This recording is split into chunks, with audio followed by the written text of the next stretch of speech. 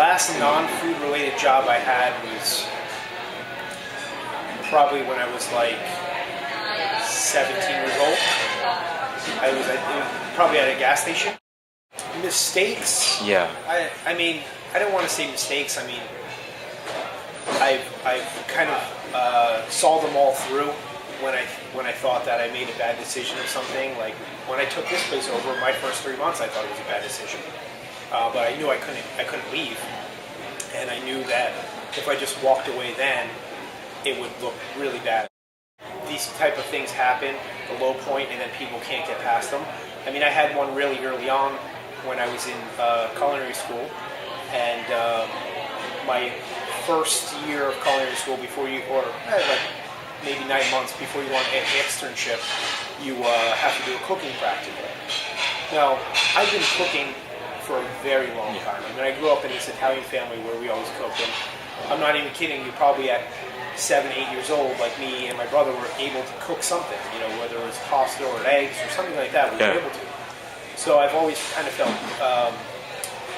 comfortable in the kitchen, but when I went to CAA, there was a lot of new stuff in there. You know, I've never seen, like, you know, a lot of these techniques.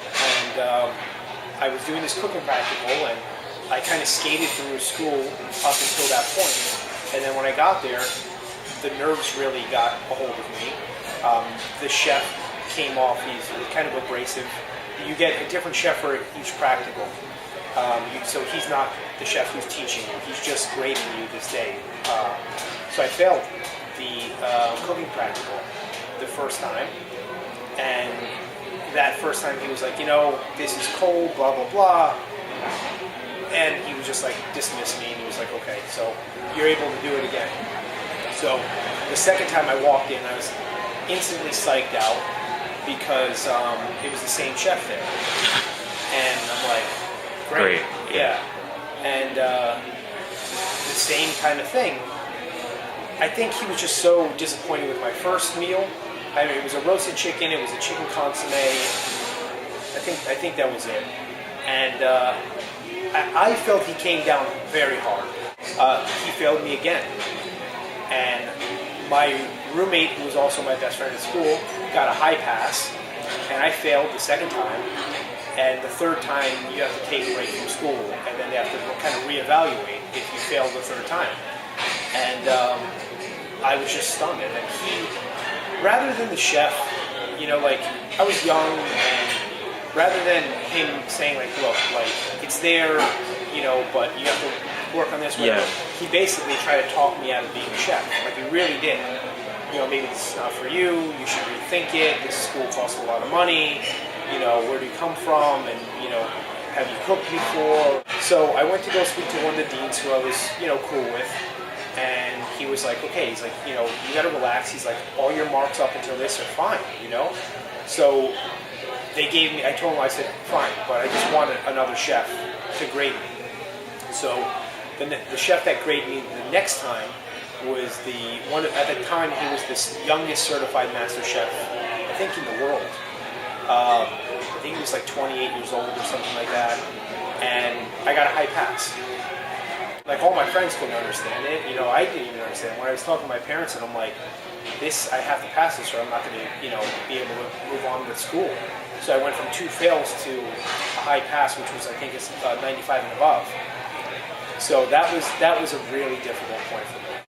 When I go to schools and, you know, I try to, especially when I do things like, you know, like I did a food festival in St. Croix, and I spent a lot of time in the high school, in the home ec classes, and then the culinary school. And now it's like when I'm on the teaching side of it, I really try to, like, be supportive. Embrace of that. Yeah. And, you know, especially at that younger stage in your career, because nerves get to you, they really do. And the only way that you get past that is to keep doing it and to keep doing it.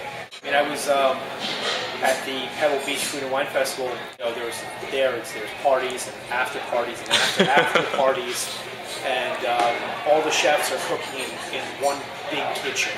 There's many floors or whatever, but I mean, Danielle Ballou is there, Francois Payard is there. Then we're sharing a kitchen, and we're walking through and see them at the after party, have a drink with them, Thomas Keller's walking by. No. Yeah, Oh. I mean, Grant Actis, like everybody was there, you know. Before 2008, I was on this like path of more fine dining, like more cutting edge, and then after 2008, the finance part really sunk in, and I was like, no matter what you're producing, how great and whatever it is, places need to make money. It's a business. A restaurant is a business. That's the bottom line. I guess the next goal is to open up more restaurants and of all different types. And one day, which I've learned, that you need a lot of restaurants that create a lot of revenue to be able to have like your baby.